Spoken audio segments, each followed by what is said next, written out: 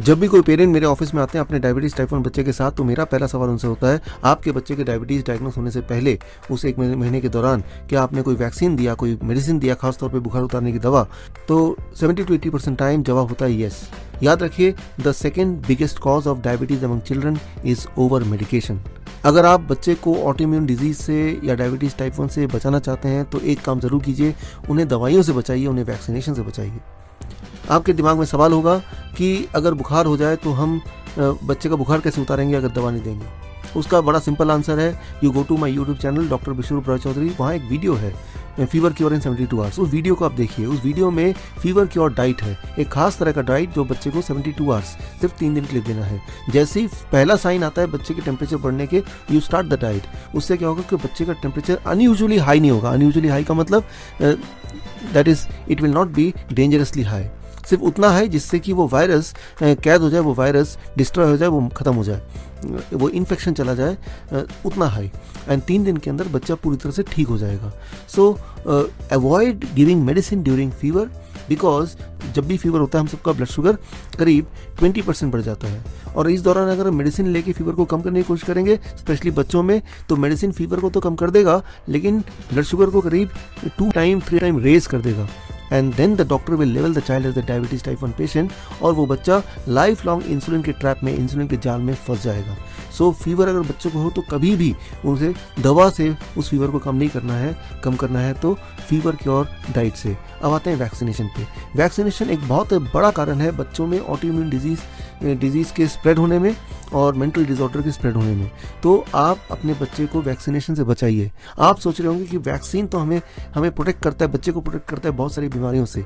ये एक मिथ है, ये एक सोच है। इसको समझने के लिए मैं एग्जांपल लेता हूँ पोलियो का। ऐसा लगता है कि पोलियो के वैक्सीन आने के बाद पोलियो दुनिया से चली गई और सारा क्रेडिट पोलियो वैक्सीन को ही है। अब आंकड़े को देखिए, पोलियो जब दुनिया में आया था 1850 के आसपास, तब हर 1 लाख में से 15 बच्चे पोलियो के शिकार होते थे, और पोलियो एक तेजी से बढ़ा, और बढ़ने के बाद आप ग्राफ को देखेंगे धीरे धीरे दुनिया से जा रही थी। एक बात समझिए कि कोई भी बैक्टीरियल और वायरल इन्फेक्शन का ट्रेंड यही होता है कि वो दुनिया में आती है, बड़ी तेजी से बढ़ती है, फिर धीरे धीरे समय के साथ वो दुनिया से गायब हो जाती है। जैसा कि आप पोलियो वैक्सीन के लिए इस ग्राफ पे देख रहे हैं। जब वो दुनिया से जाने ही वाली थी, ऑलमोस्ट नेग्लिजिबल हो गई थी 1950-1960 के दौरान, तब पोलियो का वैक्सीन इंट्रोड्यूस हुआ, और लाइक ए ट्रेंड वो पोलियो फाइनली दुनिया से चला गया, लेकिन सारा क्रेडिट पोलियो वैक्सीन को मिल गया। इसी रूप में अगर हम डिप्थीरिया का एग्जांपल देखते हैं, डिप्थीरिया जब दुनिया में आई 1880 के आसपास, तब देखिए कि हर लाख में से करीब 1400 लोग डिप्थीरिया से पीड़ित होते थे, लेकिन ट्रेंड के अनुसार धीरे धीरे वो दुनिया से जाने लगी। And like in polio vaccine, diphtheria vaccine has come between 1940 to 1950, और जब वो आई तब डिप्थीरिया ऑलरेडी दुनिया से जा रही थी, और दुनिया से अब वो चली गई, लेकिन सारा क्रेडिट डिप्थीरिया के वैक्सीन को दे गई। ठीक इसी तरह से हम एग्जांपल ले सकते हैं काली खांसी यानी कि वूपिंग कॉफ का।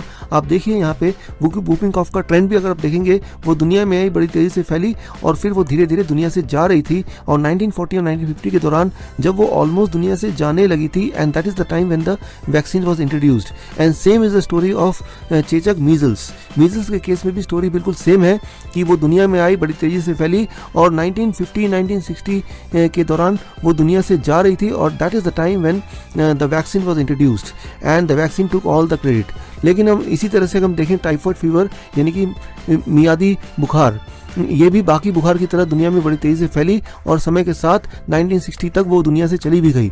लेकिन इस दौरान फॉर्चुनेटली यहाँ कोई वैक्सीन इंट्रोड्यूस नहीं हुआ। अगर वैक्सीन इंट्रोड्यूस होता तो शायद वैक्सीन ही सारा क्रेडिट ले लेता, टाइफाइड को दुनिया से गायब करने का सारा credit. And if you talk of लाल बुखार, स्कारलेट फीवर का भी कोई वैक्सीन नहीं आया, लेकिन ये भी बाकी वायरल एंड बैक्टीरियल इन्फेक्शन की तरह दुनिया में आई, तेज़ी से फैली, और धीरे धीरे करके दुनिया से गायब हो गई। तो मैं बोलना ये चाह रहा हूँ कि ये एक ट्रेंड है बैक्टीरियल एंड वायरल इन्फेक्शन का। It comes, it spreads and then finally it goes. लेकिन उस दौरान कुछ pharmaceutical company they convert this fear into business by introducing vaccine आपको किसी भी तरह से प्रोटेक्ट नहीं कर पाता। So stop vaccinating your child and you can prevent diabetes type 1 to a great extent. एक सवाल दिमाग में आएगा कि प्रिवेंशन के लिए हमें और क्या क्या करना है। तो मैंने अपने प्रीवियस वीडियो में बताया कि पहला सबसे बड़ा कारण है dairy product, and the second biggest cause now you know is medication. आगे मैं आपको बताऊंगा अपने अगले वीडियो में, अगर डायबिटीज टाइप 1 हो ही गया तो उसे क्योर करने के लिए क्या करना पड़ेगा, उसे रिवर्स कैसे करें, और रिवर्स करने की कितनी पॉसिबिलिटी है। This doctor Biswaroop Roy Chowdhury, all the best, thank you.